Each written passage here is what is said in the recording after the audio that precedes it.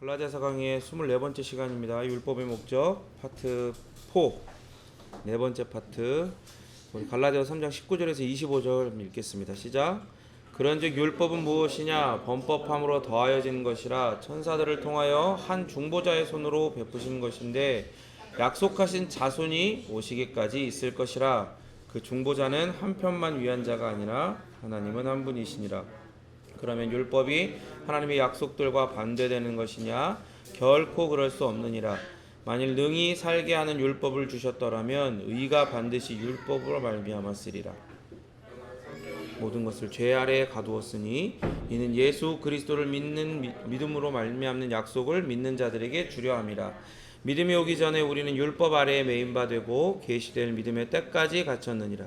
이같이 율법이 우리를 그리스도께로 인도하는 초등교사가 되어 우리로 하여금 믿음으로 말미암아 의롭다함을 얻게 하려 함이라. 믿음이 온 후로는 우리가 초등교사 아래에 있지 아니하도다. 아멘. 아멘. 율법의 목적 마지막 시간 네 번째 마지막 시간입니다. 23절 다시 한번 읽을까요? 시작.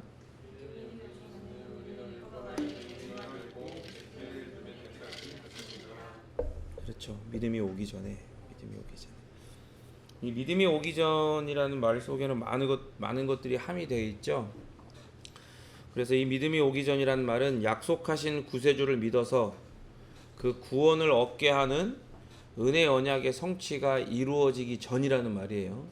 그런 것도 포함이 되어 있죠. 그래서 아브라함에게 은혜의 언약에 정말로 하나님이 그리스도를 통해 메시아를 보내심을 통해 그 메시아를 보내시는 우리의 구원자로 대속주로 보내시는 그 은혜를 믿는 믿음으로 말미암아 구원을 주시겠다라고 약속하신 하나님의 그 은혜 언약의 약속이 주어져요. 아브라함에게. 그리고 나서 430년이 지나고 율법을 주시죠. 시내산에서. 그때부터 아브라함의 진정한 자손인 그 예수 그리스도, 약속한 자손, 모든 열방이 그 그리스도 그 예수를 통해 아브라함의 그 한 자손을 통해 복을 얻게 하시겠다라고 약속하신 그 진정한 자손 예수 그리스도가 오시기 전까지 그때까지만 이 율법이 유효하는 거예요. 그때까지만. 그죠? 표면적으로는 유효하다고 했을 때 이제 착각을 하는 게 이제 이걸로 구원을 얻을 수 있다라고 이제 자기들 멋대로 생각을 하는 거죠. 그런데 이제 그거는 자기들의 상태가, 그죠? 죄인의 상태가 이스라엘이라고 선택받은 민족이라 할지라도 왜 이렇게 자꾸 돌아다녀 예배 시간에? 뒤로 가면 되지 앞으로 가라. 자, 뭐였는지 까먹었잖아요. 우리 죄인의 컨디션 때문에 그게 안 되는 거예요. 그러니까 원래는 하나님이 주신 율법은 물론 하나님은 그걸 다 아시고 주셨어요. 그래서 그런 의도로 주신 건 아니야. 그러나 다시 한번 말씀드리지만 표면적으로 율법을 다 지켜 행하면 구원을 얻어요, 못 얻어요? 구원을 얻어요. 하나님의 의라고 하는 하나님 나라에 들어가는 비자를 받는단 말이에요. 물론 비자라는 말로 쉽게 설명을 하지만 그 의 안에는 너무나 거대한 것들이 많이 들어있어요. 어쨌든 율법을 지키면 그렇게 될 수 있다는 거, 그걸 누가 증명하셨어요? 예수님이 증명하셨어요. 그런데 우리가 그런 컨디션이 아니란 말이에요. 뭐가? 자격과 능력이 안 되는 거죠. 그래서 바울은 그리스도께서 오시기 이전 그 구원의 역사의 모든 기간을 지금 이렇게 한 표현으로 뭐라고요? 믿음이 오기 전이라는 표현으로 부르면서 믿음의 시대 이전에는 율법이 중간 관리자 역할을 했다. 이렇게 얘기를 하는 거예요. 그러니까 중간 관리자인 거지 보스예요, 아니에요? 보스가 아니고 슈퍼바이저인 거지 보스가 아니야. 사장이 아니야. 그죠? 그러니까 믿음이라는 표현을 썼다고 해서 바울이 그리스도께서 오시기 전에 믿음이 전혀 존재하지 않았다고 오해하면 안 돼요. 여기 이제 보면은 이렇게 돼 있잖아요. 믿음이 오기 전. 그러니까 그러면 그 전에 믿음이 없었냐? 이렇게 오해하면 안 돼요. 이미 바울은 아브라함이 하나님 앞에 뭐로 의롭다함을 받았다고 가르쳤어요? 믿음으로 의롭다함을 받았다고 가르쳤어요. 갈라디아서 3장 6절에서 9절 한번 읽어봅시다. 시작. 아브라함이 하나님을 믿음에 그것을 그에게 의로 정하셨다함과 같으니라. 그런즉 믿음으로 말미암은 자들은 아브라함의 자손인 줄 알지어다. 또 하나님이 이방을 믿음으로 말미암아 의로 정하실 것을 성경이 미리 알고 먼저 아브라함에게 복음을 전하되 모든 이방인이 너로 말미암아 복을 받으리라 하였느니라. 그러므로 믿음으로 말미암는 자는 믿음이 있는 아브라함과 함께 복을 받느니라. 그죠? 지금 언제 때를 이야기하는 거예요? 이때 아브라함 때를 이야기하는 거야. 아브라함을, 그죠? 그 믿음이 오기 전이란 말이에요. 아브라함이 오늘 본문의 표현을 따르면. 그런데 그때도 계속 지금 뭐라고 하고 있어요? 믿음 얘기하잖아요. 행위, 율법 이런 얘기 안 해요. 계속 믿음으로만 구원을 받는다. 아브라함 본인뿐만이 아니라 아브라함의 후손들. 물론 여기서 말하는 후손은 육적인 이스라엘 후손을 포함한, 더 나아가 누구를 포함하는 거예요? 우리와 같은 믿음 안에서 하나님 앞에 영적인 이스라엘, 하나님 나라의 백성 될 자들, 하나님의 선택을 받은 백성 될 자들을 다 포함하는 거죠. 그런 자들까지 뭘로 하나님 앞에 그 의를 받고 구원을 받는다고요? 믿음으로. 또한 이런 주장은 로마서에서 바울이 계속해서 이야기하는 거예요. 로마서 4장 3절 읽어볼까요? 시작. 성경이 무엇을 말하느냐? 아브라함이 하나님을 믿음에 그것이 그에게 의로 여겨진 바 되었느니라. 그러니까 여겨졌다라고 해서 여러분 그냥 그런 거 아닌데 조금 필요한데 아브라함이 좀 못하니까 믿음 주고, 믿음을 줘서 그 믿음으로 그래 너 의로 여겨줄 테니까 나머지 반은 율법과 행위와 삶으로 순종으로 채워야 된다. 요런 뉘앙스가 아니라는 걸 아셔야 돼요. 왜냐하면 이것을 보세요. 그에게 의로 여겨진 바라고 했을 때 여겨주신 분이 누구예요? 하나님이시잖아요. 하나님이 여겨줬다라고 하는 건 사람이 여겨준 거랑은 다른 거예요. 사람은 예를 들어서 하랑이가 아빠 이제 신발을 이렇게 닦아줬어. 아침에 일어날 때 아빠 신발을 닦아줬어. 닦았는데 얼마나 잘 닦겠어? 하랑이 닦는다고 열심히 닦겠지만 그렇다고 뭐 그 신발을 정말로 그렇게 전문적으로 닦는 사람처럼 예쁘게 깨끗하게 닦지는 않았을 거 아니야. 그러나 그럼에도 불구하고 그렇게 닦아준 것처럼 아빠가 그죠? 여겨주는 거 아니야. 그죠? 그런데 하나님이 여겨주시는 건 사람이 그렇게 여겨주는 것과 달라요. 그죠? 하나님이 여겨주시는 건 그건 그냥 진짜 그런 거야. 무슨 말인지 이해가 돼요? 그건 진짜 그런 거라고.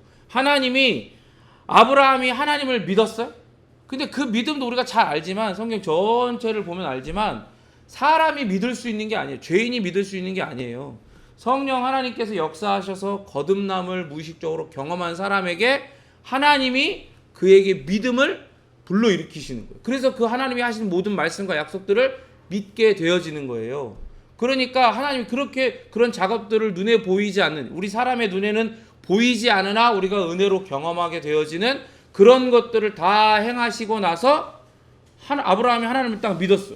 그 하나님이 그걸 어떻게 해줬다고요? 그것을 그에게 의로 여겨주셨다는 거예요. 그렇죠?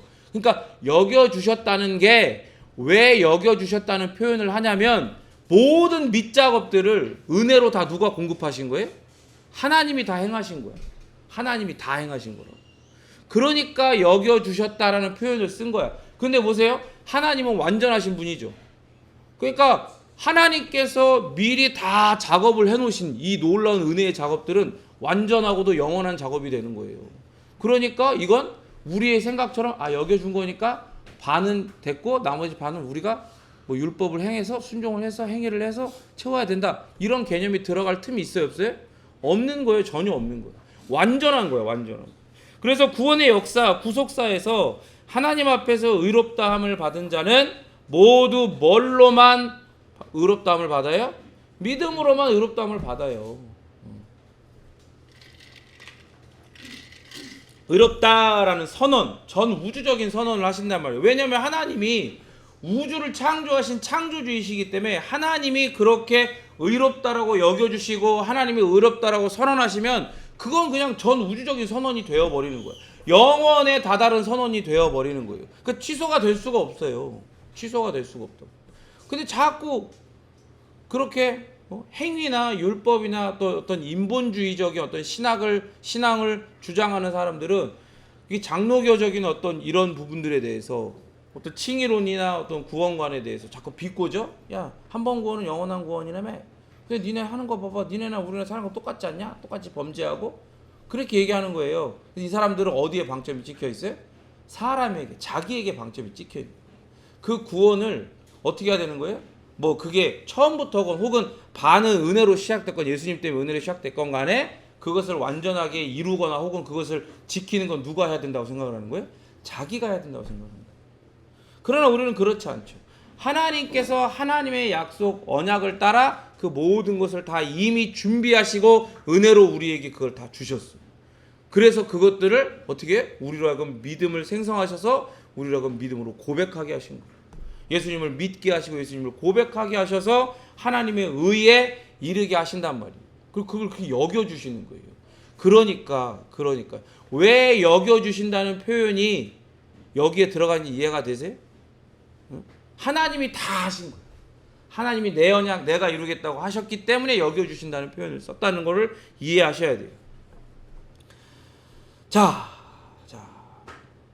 그럼에도 모든 구속사에서 이 창세 이후로 하나님의 구원의 역사에서 하나님 앞에 의롭다함을 받은 자는 모두 믿음으로 말미암아 의롭다함을 받았어요. 다 어느 누구도 행위로 그렇게 의롭다함을 받은 존재는 없어요. 단 한 명도 없어. 그러나 그럼에도 구약의 시대에 하나님의 약속에 대한 믿음은 뚜렷한 실체가 없는 듯 보이죠.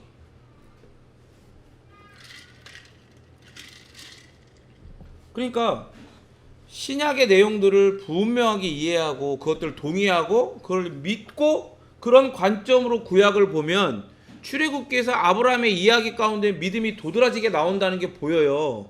그런데 이런 부분 없이 그냥 보면 이 출애굽기에 아브라함도 믿음이 도드라지게 나온다는 게 안 보이고 오히려 뭐만 보여? 아브라함의 삶만 보이는 거예요. 그러니까 구약 전체가 다 그런 식으로밖에 안 보인단 말이에요. 눈이 안 열리면. 믿음의 눈이 안 열리면 그렇게 보여요. 그런데 그렇게 보면 이런 거예요. 뚜렷한 믿음의 실체가 없는 듯 했지만 이제 그 실체이신 예수 그리스도께서 이 땅에 진짜 오심으로 믿음이 객관적인 살아있는 실체를 가진 거예요, 이제. 그러니까 바울이 여기서 그렇게 묘사를 하는 거예요. 믿음이 정말로 객관적인 실체를 가졌다라고 계속해서 이야기를 하는 거예요. 아브라함과 모든 구약의 성도들은 하나님의 약속을 믿었죠. 그래서 그걸 하나님이 의로 여겨주셨어요. 근데 보세요. 그럼 믿으면 되네? 이게 아니에요. 왜냐하면 하나님이 어떤 약속을 하셨는지를 잘 알아야 돼. 그죠? 그 약속은 단순하게 얘기하면 하나님께서 구원자를 메시아를 보내시겠다라고 하신 거예요. 그러면 여기에는 뭐가 있어요? 메시아를 보낼 수밖에 없는, 메시아가 오지 않고는 이 땅 가운데 우리 밖에서 메시아가 우리를 구원할 구원자가 우리 밖에서 오시지 않고는 우리가 우리 스스로를 구원할 수 없는 정말 비참한 상황에 우리가 처해 있다는 걸 동시에 이야기하는 거란 말이에요. 그래서 하나님께서는 그 메시아를 보내셔서 그 메시아를 믿는 자는 구원을 얻을 것이다 라는 하나님의 약속을 하신 거예요. 하나님께서. 그런데 그 약속을 하신 분과 그리고 그 하나님이 하신 약속을 믿는 자들에게는 하나님이 뭐라고 얘기했어요? 그걸 그의 의로 여기신다고 했다. 왜? 하나님은 지금 이 약속을 구약의 백성들, 아브라함을 포함한 그 이후에 있는 모든 구약의 백성들에게 이 약속을 하실 때에나 예수 그리스도가 때가 차고 이 땅 가운데 오실 때에나 십자가에 달리실 때에나 나중에 승천 이후에 예수님이 다시 오실 때에나 하나님의 눈은 지금 어떻게 보고 있는 거예요? 그 모든 것들을 하나로 영원한 현재로 보고 계신단 말이에요. 그러니까 지금 이 구약의 백성들에게 이 약속을 하셨을 때 이들이 이 약속을 믿었어. 하나님 주신 은혜로 말미암아 그 믿음으로 믿게 되었어요. 그죠? 그때 하나님은 이미 한꺼번에 보고 계시는 예수 그리스도께서 이루실 이 모든 것들을 근거해서 어떻게 하는 거예요? 이들이 의롭다라고 여겨주시는 거예요. 이해가 되죠? 그러니까 이걸 잘못 오해하잖아요. 잘못 오해하면 어떻게 빠져가냐면 일체의 하나님을 믿는 유대인들에게도 구원이 있을 수 있다라고 얘기가 가는 거예요. 왜? 하나님을 믿으면 되는 거니까. 하나님을 믿으면 의로 여겨진다고 하니까. 이해가 돼요? 그렇게 잘못 갈 수도 있는 거예요. 그렇게 가면 되겠어요? 안 되겠어요? 안 되는 거예요. 오직 하나님께서 의롭다 칭해 주시는 거, 그 칭의는 오직 누구를 믿는 믿음으로만 가능한 거예요? 예수 그리스도를 믿는 믿음으로만 가능한 거예요. 여기는 어떤 틈도 없어. 어떤 틈도 없어. 다른 대안이 없어요. 하나님이 그것으로만 의롭다 칭하겠다고 약속하셨기 때문에. 그리고 이제 마지막 시대를 사는, 이 종말의 시대를 사는, 성령의 시대, 교회의 시대를 사는 하나님의 백성들인 우리는 구체적으로 특별히 예수 그리스도를 믿죠. 여러분 믿으십니까? 그러니까 구약의 성도들은요, 하나님의 약속을 믿음으로 오실 메시아를 믿고 기다렸다면, 그러니까 우리의 입장에서, 신약의 성도들인 우리는 하나님의 약속을 따라 오신 예수 그리스도를 믿고 하신 약속을 따라 다시 오심을 믿고 기다리는 거예요. 그러니까 형태는 똑같아. 믿고 기다려. 그렇죠? 믿고 기다려요. 다 구약의 백성도 믿고 기다리고 우리도 믿고 기다리는데, 구약의 백성은 그들을 구원하시겠다라고 하나님이 약속해 주신, 보내시겠다 약속하신 그 메시아를 믿고 기다린 거고, 그래서 의롭다 칭함을 받은 거고, 우리는 뭐예요? 이미 오신 예수 그리스도, 그가 행하신 모든 일들을 믿음으로 말미암아 어떻게 해요? 의롭다 칭함을 받고 그가 다시 오실 것을 기다리는 거예요. 그러니까 믿음, 자꾸 믿음 얘기하니까 어떤 사람들은요, 믿음 그 자체의 구원의 능력이나 하나님의 의를 받을 능력이 있는 것처럼 말하는 사람들이 있어요. 믿음만으로 다 된다고. 혹은 은연중에 그렇게 생각하는 오류를 우리도 범하기도 하죠. 하지만 여러분, 이걸 아셔야 돼요. 복음의 핵심은 믿음이 아니에요. 지금 계속해서 믿음을 강조하고 있잖아요. 그런데 그럼에도 불구하고 복음의 핵심은 믿음이 아니라니까. 왜 그런 줄 알아세요? 복음의 핵심은 뭐냐? 우리가 믿는 대상과 그리고 그 대상을 어떻게 믿게 되는가, 그게 바로 복음의 핵심이에요. 믿음 그 자체가 복음의 핵심이 아니에요. 믿음의 대상과 그 대상이신 예수 그리스도를 어떻게 믿게 되는가, 그게 바로 복음의 핵심이다 이 말이에요. 성경은 오직 예수 그리스도를 믿음의 대상으로 할 때만 구원을 얻는다라고 말하죠. 뭐가요? 뭐가 그렇게 얘기한다고요? 성경이 어떤 유명한 목사님이나 권위 있는 목사님이나 누가 무슨 뭐 신령한 무슨 40일 금식 기도를 뭐 1년에 막 두세 번씩 하는, 두세 번 하면 죽을려나? 두 번까지는 본 것 같은데 세 번은 못 본 것 같아. 어쨌든 그렇게 나름 신령하다고 소문난 어떤 그런 집사님이 그렇게 얘기한 게 아니라 성경이 그렇게 얘기한단 말이에요.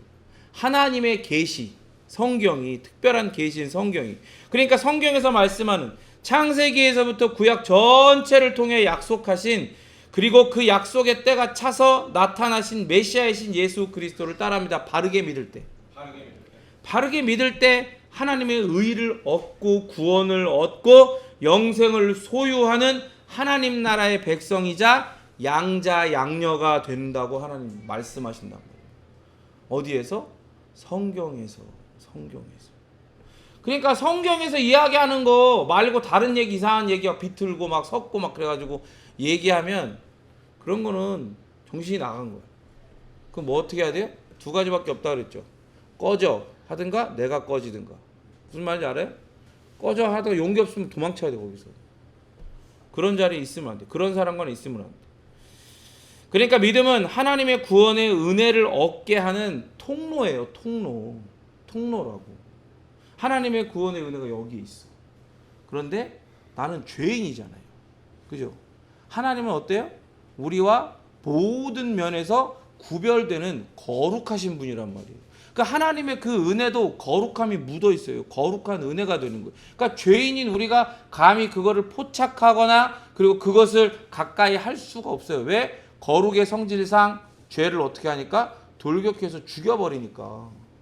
그러니까 우리는 그것과 연관이 없는 존재들인 거예요. 그런데 어떻게 해요? 그런데 그것이 연관이 있게끔 거기에 길이 놔지는 거예요. 길이. 죄인과 하나님의 그 거룩한 은혜 사이에 길이 놔졌어요. 그 길이 누구예요? 그 길이 예수 그리스도란 말이에요. 세상의 모든 종교나 철학들은 그 길이 누구라고 얘기하냐고, 그 길이 이런 거다라고 얘기해요. 이렇게 하는 거다라고 얘기하고. 네가 깨달아야 된다. 네가 알아야 된다. 고행을 해야 된다. 행위를 하고 선행을 하고 뭘 하고 방법을 제시하잖아. 성경은 계시를 통해서 뭐라고 그러는 거야? 그 길이 바로 예수 그리스도라고 얘기하는 거야. 그래서 우리는 그걸 오늘 본문에서 바울은 뭐라고 얘기하는 거예요? 그 예수 그리스도가 바로 믿음의 실체다라고 얘기하는 거예요. 믿음의 실체. 그러니까 그 길을 발견하게 하는 시각, 눈이 열려야 볼 거 아니야. 그 길이, 그 시각과 같은 영적인 감각이 바로 믿음인 거예요. 믿음은 예수 그리스도가 바로 하나님이 보내신 하나님께로, 하나님 나라에게로 영생으로 이르게 하는 길이요 진리요 생명이라는 걸 발견하고 깨닫게 하고 그것을 취하게 하는 그런 감각 기관과 같단 말이에요. 그러니까 보세요. 감각 기관만 있어. 그게 전부라고 얘기해. 그 감각 기관 자체에 우리를 스스로를 구원할 능력이 있다라고 착각해서 이야기하면 되겠어, 안 되겠어요? 안 되는 거예요. 왜? 가장 중요한 건 뭐예요? 그 감각 기관으로 포착하고 그 길을 걸어가야 할 대상과 그 대상을 어떻게 믿는가, 그게 중요한 거거든요. 그러니까 복음은 바로 그거예요. 그걸 가르쳐 주는 거란 말이에요. 그리고 그걸 들을 때 어떻게 된다 그랬어요? 들을 때 믿음이 생긴다고. 들을 때 믿음이, 그 영적인 감각이 생겨난다고 얘기를 하는 거예요. 우리는 율법 아래 메인바 되고라고 그 본문은 말씀을 하죠. 이 구절은 율법이 사람들을 노예 상태로 구속하고 있다는 의미가 돼요. 감옥에 가뒀다는 거예요.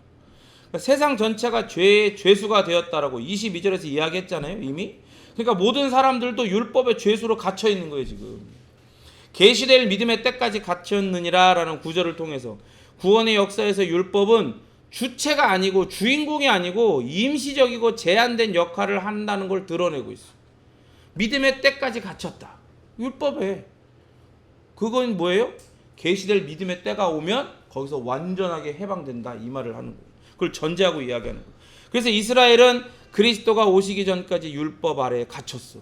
물론 여기서 말하는 이스라엘은 육적 이스라엘뿐만 아니라 영적인 이스라엘도 다 마찬가지인 거예요. 더 구체적으로 말하자면 그리스도에 대한 믿음이 계시되기 전까지 율법이 지배하고 있는 거예요. 율법이 중간관리자로서 관리를 하고 있는 거예요. 그래서 계시라는 표현을 통해서 구속사를 강조하고 있는 거예요. 계시는 항상 어때요? 하나님의 구원의 역사를 따라 때마다 시마다 주어졌었잖아요. 그러니까 이 계시라는 표현 자체가 뭘 보여주는 거예요? 하나님의 구원 역사는 계속해서 지금 흘러가고 있고 그 때가 차가지고 드디어 그 믿음의 실체이신, 약속의 실체, 은혜의 실체이신 예수 그리스도가 드디어 오셨다. 그래서 더 이상 율법 아래 매일 필요가 있다 없다? 없다는 거예요.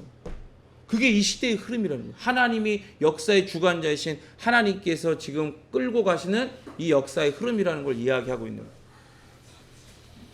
그래서 더 구체적으로 말하면 그리스도에 대한 믿음이 계시되기 전까지 율법이 지배를 하는 거죠. 그러니까 새 시대가 시작이 되었어요. 예수 그리스도 때문에 새 시대가 시작되었어요. 그래서 그리스도의 비하와 승기, 그러니까 그리스도께서 이 땅 가운데 나심 자체부터가 뭐예요? 그리스도께서 낮아지심이에요. 그러니까 그걸 신학적인 표현으로 비하라고 해요. 비하. 그러니까 이를 데 없이 낮아지셨다는 표현이에요. 그러니까 그때부터 언제까지? 언제까지요? 언제까지가 비하예요? 언제까지 낮아지셔요, 예수님은? 예수님 언제까지 낮아지시죠? 모르겠어요? 언제까지 낮아지시죠? 십자가에 죽으실 때까지 낮아지시잖아. 그죠? 그때까지 계속해서 낮아지시는 거예요. 점점 계속해서 낮아지시는 거예요. 계속해서. 근데 그걸 누구 때문에? 우리 때문에, 나 때문에 그렇게 낮아지심을 당하신단 말이에요. 왜 내가 그런 대우, 그런 취급을 받아야 되는데 예수님이 나 대신 하나님의 약속하신 메시아로서 그리스도로서 그 취급을 받으시는 거예요. 계속해서 낮아지시는 거예요. 그리고 어떻게 해요? 승리하시고 부활하셔서 예수님의 그 높아지심, 그 이제 그거를 신학적인 표현으로 승귀라고 하거든요. 근데 그 승귀는 언제까지예요? 그리스도께서 이 땅에 다시 오심까지가 승귀. 그리고 계속해서 이제 올라가시는 거예요. 높아지시는 거예요. 그 가운데 누가 오셨어요? 예수님 이렇게 그 승기 가운데 예수님 승천이 있거든요. 승천하시고 내가 또 다른 돕는 일을 보내신다고 그랬잖아요. 돕는, 그죠? 성령 하나님을 보혜사를 보내셨단 말이에요. 그 성령 하나님께서 이 땅에 오신 거예요. 그래서 신자들은 더 이상 이 악한 세대에 매이지 않아. 그러니까 율법 자체에도 매이지 않고 이 악한 세대에도, 악한 시대에도 매이지 않는 거예요. 그러니까 여러분 그거 아셔야 돼요. 우리가 시대의 아이들로서 이 시대 가운데 많은 것들이 영향을 받고 우리도 모르게 거기에 이렇게 순응하거나 세뇌당해갖고 우리도 모르게 그렇게 생각하고 반응하고 행동하고 하는 게 있지만, 그러나 그럼에도 불구하고 그것이 우리를 쥐어 흔들 수 있어요, 없어요? 없다 이 말이야. 그러니까 거기에 싸워야 돼.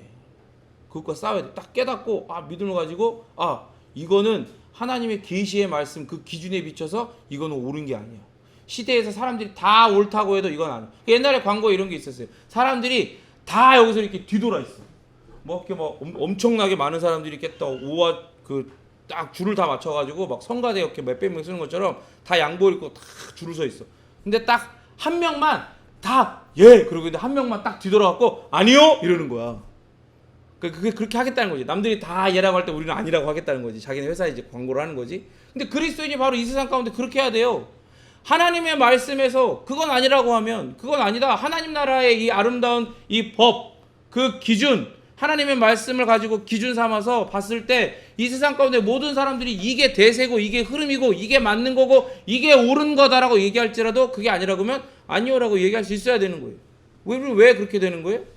우리는 그런 존재가 됐어. 그럴 수 있는 존재가 됐단 말이에요. 그걸 깨달을 수 있는.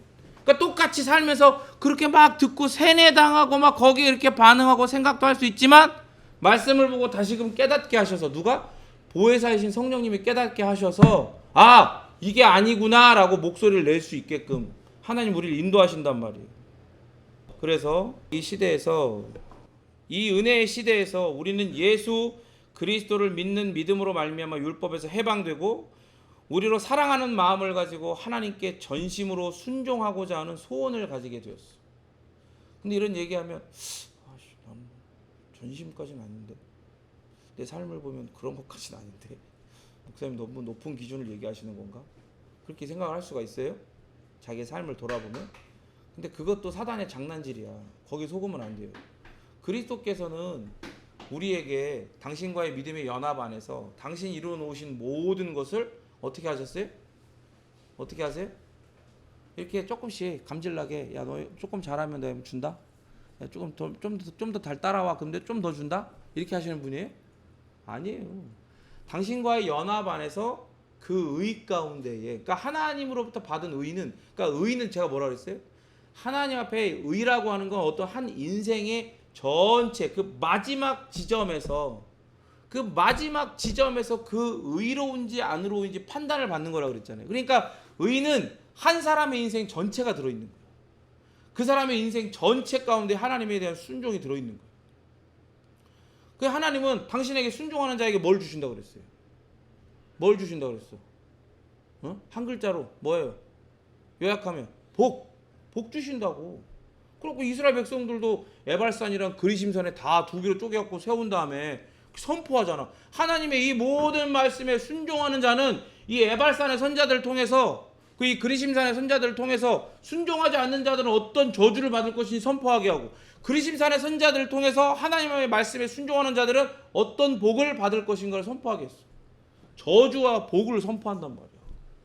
그러니까 하나님이 자신의 인생 전체를 통해 정말로 완전하게 하나님을 사랑하는 마음을 이웃을 사랑하는 마음을 가지고 그 율법을 다 지켜 행하면 하나님의 뜻을 다 지켜 행하면 어때요? 하나님에게 모든 약속하는 복을 준단 말이에요. 그러니까 그 의 안에는 하나님의 의 안에는 뭐가 들어있어요? 그 복이 있어요. 하나님의 총체적인 모든 복이 있단 말이야. 사람들이 그걸 잘 몰라. 그냥 어떤 패스포드 정도 한번 비자 사증처럼 여권 한번 땅 찍고 그냥 끝나는 것처럼 이야기한단 말이야. 비유를 그렇게 하긴 하지만 그런 게 아니라니까요. 모든 게 다 들어있어. 근데 보세요.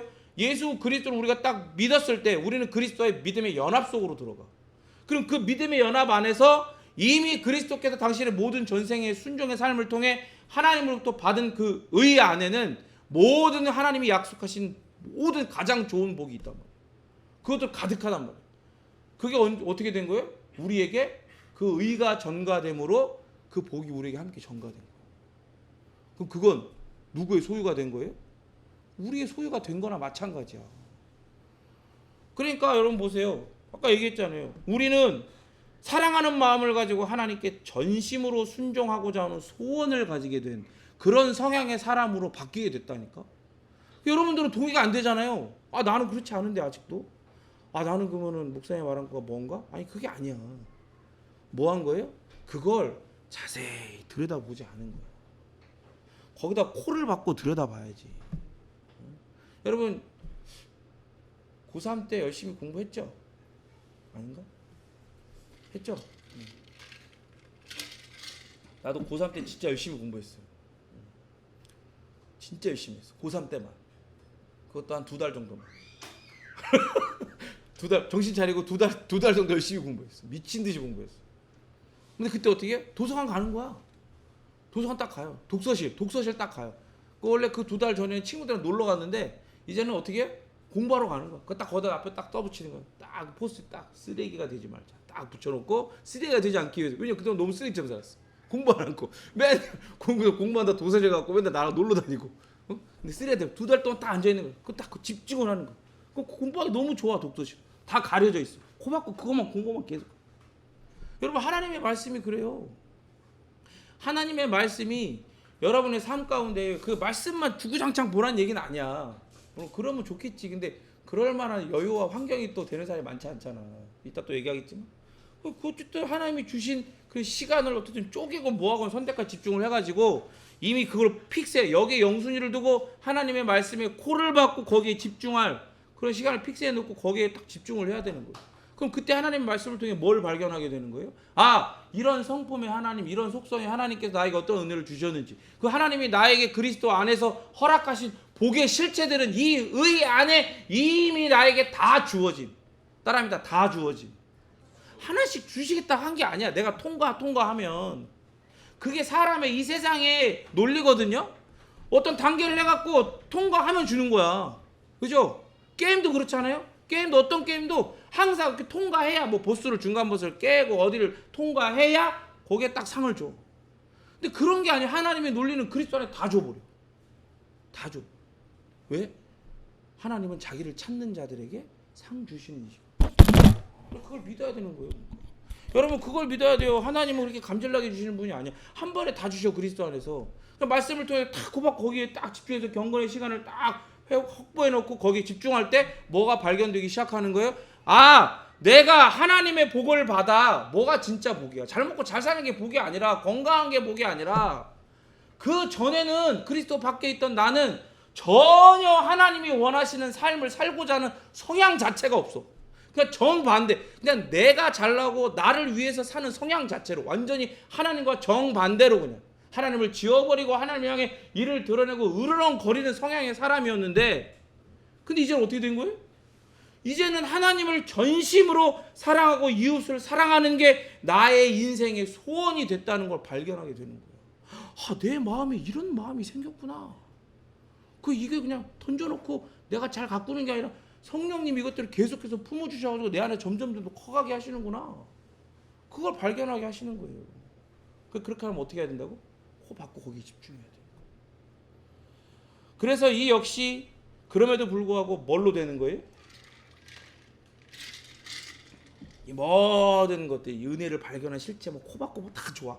그런데 이 모든 밑바탕에 뭐가 깔려요? 따라합니다. 믿음. 믿음이 깔려야 돼. 믿음이.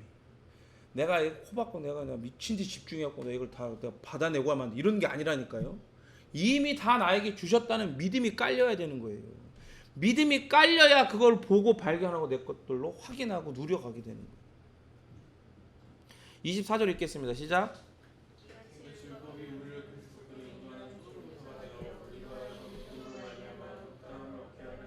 이 바울은 3장 15절에서부터 구속사에서 율법은 임시적이다.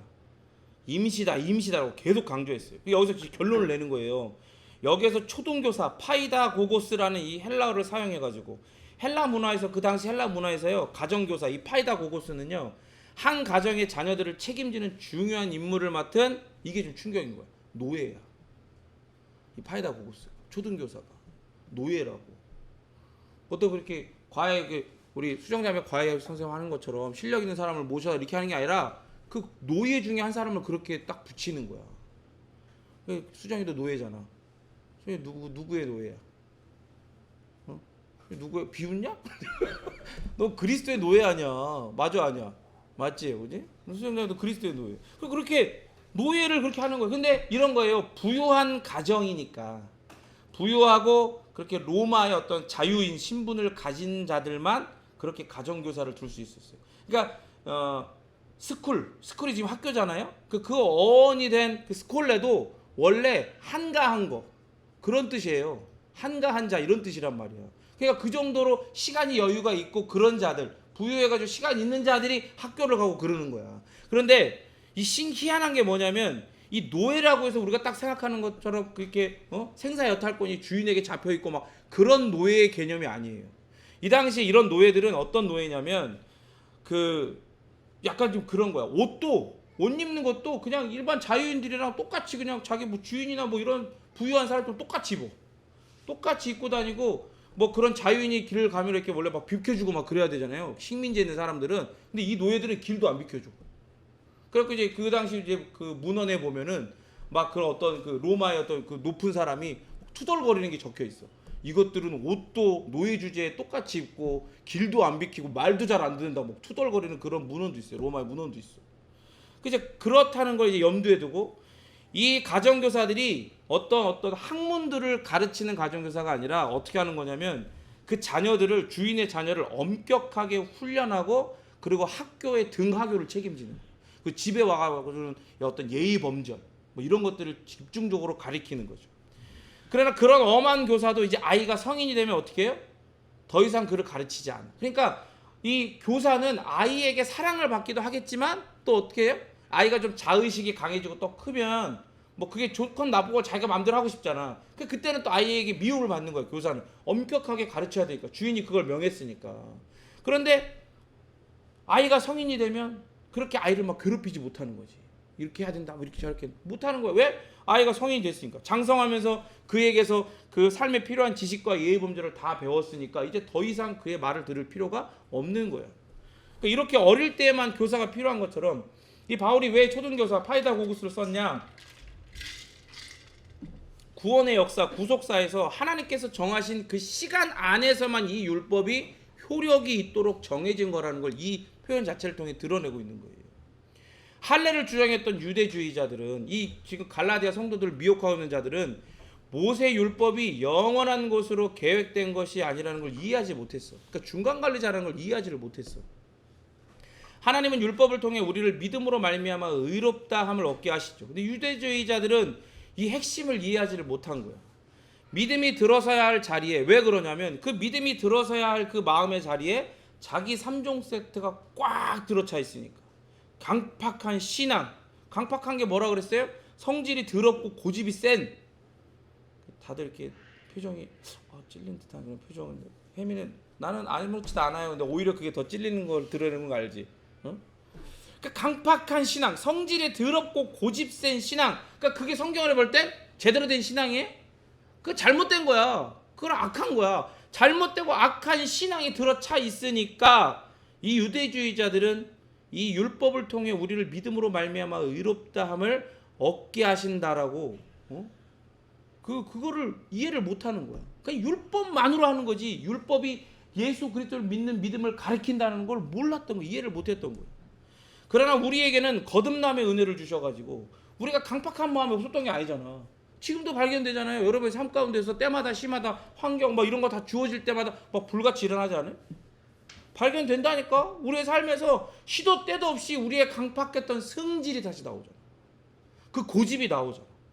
그런데 보세요. 우리에게 거듭남의 은혜를 주셔가지고 그 강팍한 마음과 다른 마음이 다른 생명이 주어져 우리에게. 그래가지고 어떻게 해? 그것이 그거 싸워. 막 싸워가지고 아까 얘기한 것처럼 코 박고 그 집중하면 어떻게 돼요? 은혜가 살아났고 이 죄성, 이 강팍한 마음, 강팍한 신앙은 잘못된 것도 어떻게 해요? 다 죽여버리는 거야. 성령 하나님이 불태워버리는 거야. 꺼지지 않는 불로 그걸 태워 죽여버리는 거야. 그렇게 되길 진심으로 바랍니다. 그렇게 되는 거예요. 그런데 또 그렇게 코 박지 않으면 어떻게 해요? 아싸 좀 살아난다 하면서 확 살아나는 거지. 불같이 일어나는 거지. 그러면 그 은혜가 이렇게 이렇게 되는 거예요? 그거 아니지. 그냥 딱 보고 있는 거지. 하나님 딱 다 이미 다 계획하고 있어. 그렇게 딱 불같이 일어나도 한 방에 그냥 확 그냥 해버리려고 딱 보고 계시는 거예요. 그러니까 제가 얘기하잖아요. 한 방에 이렇게 되는 게 어떻게 되는 거예요? 그게 돼지 우리가 가서 같이 굴르고 쳐 먹어야지. 그때 깨달아. 그게 한 방에 가는 거예요. 그러니까 그렇게 되기 전에 어떻게 말씀 코 박고 깨달으라 이 말이야. 그렇게 쳐 먹고 굴렀던 사람들이 성경에 수두룩히 나오니까. 그러니까 말씀을 보고 깨달아야 되는 거예요. 그게 은혜인 거예요. 그래서 초등교사를 따라 아이가 학교에 등교하는 것처럼 율법을 따라 누구에게로 인도함을 받아야 되는 거예요? 그리스도께로 인도함을 받아야 되는 거예요. 이게 바로 여러분 율법을 주신 궁극적인 목적이에요. 이게 궁극적인 목적이라고. 왜 몽학선생, 초등교사, 파이다 고고스라 그랬냐? 이게 율법을 주신 궁극적인 목적이에요. 믿음으로 말미암아 의롭다 함을 얻게 하는 것. 그게 율법의 궁극적인 목적이란 말이에요. 율법은 우리를 가두고 징계하죠. 그러니까 하나님의 칭의가 오직 믿음을 통해서만 이루어진다는 걸 가르쳐줘요. 그 글로 몰고 가. 막다른 골목으로 몰고 가는 거야. 내가 내 힘으로 뭔가 해보려고 했는데 안 돼. 안 된다는 걸 자꾸 보여줘. 그래서 막다른 골목으로 몰고 가가지고 뭐만 바라보게 하는 거예요? 막혔으면 어딜 봐야 돼? 사방이 다 막혔어. 그럼 어딜 봐야 돼?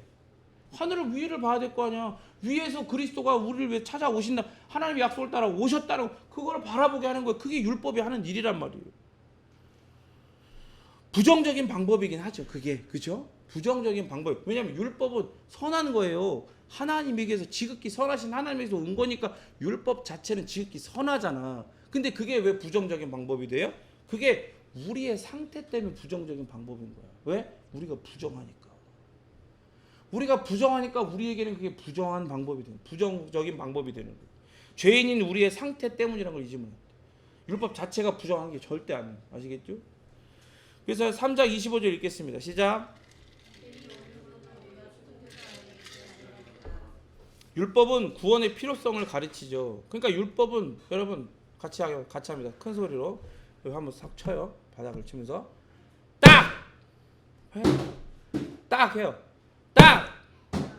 딱 거기까지인 거야. 그래도 안 한다 둘이. 이따가 딱 거기까지인 거야. 율법은 딱 거기까지야. 그렇게도 죄인에게 필요한 구원을 율법은 줄 수 없어. 그냥 가르쳐주는 거, 가르쳐주는 거, 왜 필요한지, 어딜 봐야 되는지 딱 거기까지인 거야. 그러나 구원이 죄인에게 얼마나 절실하고 필요한 것인지를 알게 하는 율법으로 말미암아 구원을 받게 하는, 구원을 얻게 하는 하나님의 은혜를 사모하게 만들죠. 왜? 여기에는 소망이 없다는 걸 발견했으니까. 막 두들겨 맞으니까. 그러니까 뭐만 사모하게 되는 거야? 하나님의 은혜를 사모하게 만든 그 방향으로 몰고 가는 거예요. 그래서 구약은 여러분 끝난 게 아니에요. 구약은 사라진 게 아니야. 옛 약속은 사라진 게 아니라 오늘날에도 여전히 적용돼요. 구약을 통해 하나님은 당신의 본성과 인간을 향한 하나님의 뜻, 도덕적 법, 그리고 생활의 지침 등을 보여주셨어요. 그 율법은요, 크게 얘기하면 세 가지 정도로 나뉘거든요. 첫 번째는 뭐냐면 제사법이야, 의식법이야. 제사와 관련된 법들을 보여주고, 두 번째는 뭘 보여줘요? 삶과 관련된 것들을 보여줘요. 세 번째는 그 어떤 사회 규범적인 것들을 보여준단 말이에요. 이 세 가지가. 근데 보세요. 제사와 관련된 의식법은요, 예수 그리스도께서 이 땅에 오셔가지고 당신을 하나님의 어린 양으로 그냥 제물로 드리셨잖아. 그리고 하나님 대제사장으로서 예수님이 우리를 대신하여 당신이 제물 돼갖고 그 완전히 그 제사를 드려버린 거야. 영원하고도 단번에 제사를 드려버린 거야. 그 구약의 모든 제사가 예수 그리스도께서 오셔서 행하신 모든 일들을 가르쳐 주는 거예요. 모형으로. 근데 모형이 아니라 실체가 와가지고 진짜 했어. 진짜 드렸어. 완성해 버렸어. 성취가 됐어. 그러니까 이제 그다음부터 드릴 필요가 있어, 없어요? 없어요. 그러니까 우리가 이렇게 예배를 드리는 거야. 이렇게. 이게 아니었으면 여러분 아마 우리는 새벽 한 4시나 5시부터 나는 한 3시쯤에 일어나가지고 저기 모란시장에 어디 가가지고 좋은 놈으로 골라다가 재물들 좋은 놈. 여러분들은 아마 그 주중에 아마 연락하고 나한테 목사님 입금했습니다. 목사님 이번 주는 저 비둘기로 할게요. 돈이 없어서요.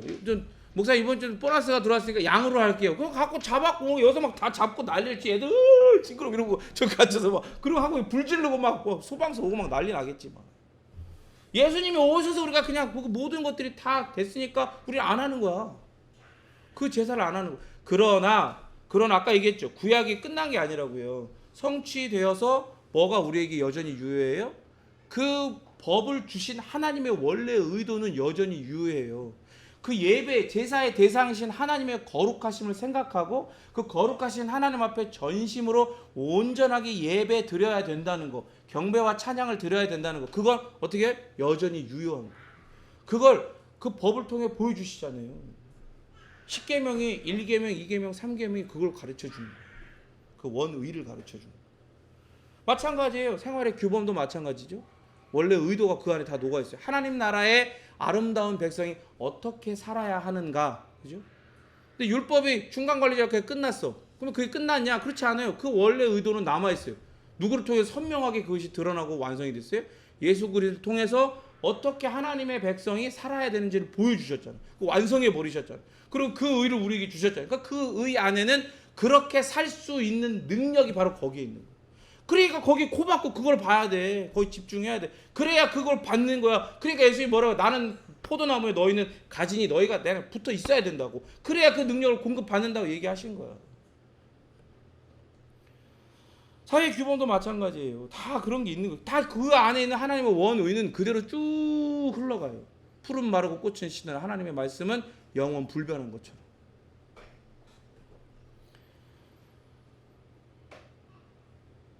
그래서 그렇게 인도함을 받고 그 율법은 여전히 믿지 않는 자들에게는 그 거대한 몽둥이를 들고 때려서 가르치는 엄격한 가정교사, 초등교사 같은 거예요. 파이다고고스. 그러나 그 율법을 지킨다고 해서 구원을 얻을 수 없어. 맞기 싫어서 지키는 척을 하지만 그런다고 해서 그게 지킨 거냐고요. 생각해봐요. 지킨 거예요 그게? 지킨 게 아니야. 산과 벌이 눈앞에 있어. 에발산과 그리심산이 있어. 그럼 누가 에발산 가고 저주받고 싶어? 다 그리심산 가고 싶지. 그죠? 근데 우리의 본성이 그렇지 않다니까? 자꾸 그걸로 눈이 가. 저 좋아 보이는데 저기 난 풀이, 저기 난 꽃이 더 예뻐 보이면 막 가는 거야. 그리고 다시 또 맡기시니까 한 대 또 맞고 다시 돌아오고 여기로 또 가는 척 하는 거야. 가는 척 다시 또 가고 왔다 갔다 하고 그래서 왔다 갔다 해. 그럼 하나님 보시기에 그게 왔다 갔다 하는 게 하나님 보시기에 그 바르고 온전한 모습이겠어요? 전혀 아니죠. 하나님은 말씀하신 예수 그리스도 통해 말씀, 너희는 두 마음을 품으면 안 된다고 얘기하시잖아요. 한 마음을, 이 마음을 품으라 얘기하셨죠. 뭐라 그랬어요? 곧 누구의 마음이에요? 그리스도 예수의 마음을 품으라 그랬어요. 하나님을 전심으로 사랑하고 이웃을 전심으로 사랑하는 마음을 가지고 진짜 사랑해서 순종하는, 율법에 순종하는 그 마음을 가르쳐 주시잖아요. 그러니까 율법을 주신 원래 의도는 사랑이니까 사랑이 없는, 마음이 없는 순종은 하나님의 눈에 사랑도 순종 그 뭣도 아니야. 그러니까 그 양과 질에 있어서 하나님의 의에 도달할래야 할 수가 없어요. 비벼볼 수도 없어. 아니 출발선에 설 수조차 없다니까. 다만 초등교사가 학교로 아이를 인도하듯이 하나님의 구원의 은혜로 그 실체이신 예수님께로 죄인을 인도하는 게 바로 율법이 하는 일이에요. 그런데 그 율법을 붙들고서 이걸로 우리가 내 의와 공로와 열심과 이걸 다 할 수 있다고, 구원받을 수 있다, 이런 헛소리 하는 것들은 아주 그냥 난리가 나는 거지. 그래 예수님 그런 자들은 나중에 어떻게 한다고 그랬어요? 근데 문제는 뭐냐, 거기서 그럼 뭐가 안 일어나야 되는데 뭐가 일어나. 어떤 마음들이 막 느껴져. 막 뿌듯함도 있고 막 기적도 나타나고 막 그것도 공동체 의식도 막 생겨나고 또 소속감 이거 느껴지지 않아야 되는데 뭐가 막 느껴진다니까. 경험이 되고 막 난리가 나요 진짜.